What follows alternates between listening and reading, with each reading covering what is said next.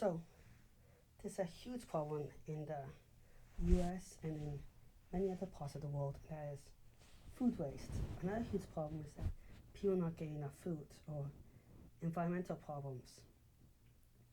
Well, this is, I think, partly a solution to it, is that a lot of the wasted food is wasted because it doesn't look as good and they can't sell it at grocery stores, or they don't want to sell it because they'll lower the price they can sell the overall food, because when you sell something of so-called lower quality, which doesn't actually mean the food tastes worse, it's not less nutritional, it's not more dangerous, it just doesn't look as well, you might lower the price of overall the food, or consumers might not want to go to your store as much. Well, how much of that food is? Well, let's estimate. This is a breakdown from Canada, but you can see that a vast majority, 24% out of the 100%, then you have retail, another 4% is wasted, 28%. Distribution, you can count a little bit too, 43%. Processing, so about 76% of it, the food is wasted at those levels. What if we could recover that food and feed it to other people?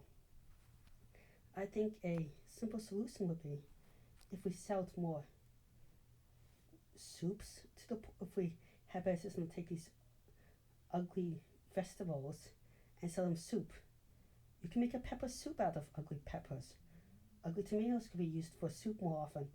If we had other things that people do not see how they look, smoothies, other processed foods, if we can figure out how to process them so we don't waste them as much, yes, we can get a lot more fruits and vegetables to waste less. This is actually what happened with, if you think this is a ridiculous idea, this is what actually happened to the chicken industry, with the meat industry, with chicken nuggets and all these other foods. They did a huge thing to do it. They took the meat that no one wanted and used it for that. A ton of the meat industry is based on that fact, because meat is hard produced. So this is a totally reasonable idea. The other thing is we could use is if we have better composting systems, so we can turn it into it, or we can use the wasted food to feed bacterial cultures, to make use of things. We can use them as stuff to feed mushrooms and fungi. A ton of uses where we can use them as a feedstock and other things, processes, or compost.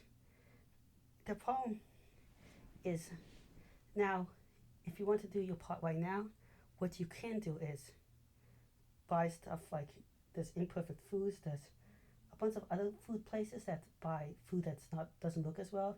You can go to your local farmer's market, do it too, and everything. But if we really want to change this on a big scale, we do need to look at making it done at a big scale and push for manufacturers, put some tax incentive stuff so the production industry takes up these foods and turns them into beautiful soups or other things. Just to give you an idea again, it's estimated that 40% at least of the food in the US is wasted. And I will put the links below. And in Canada, they think it's up to 58%.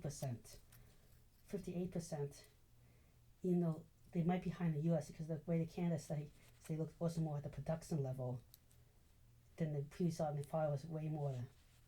So that's it. Well, thank you very much for listening to this quick ramble. Please like and subscribe. It really helps the channel out. Thank you very much.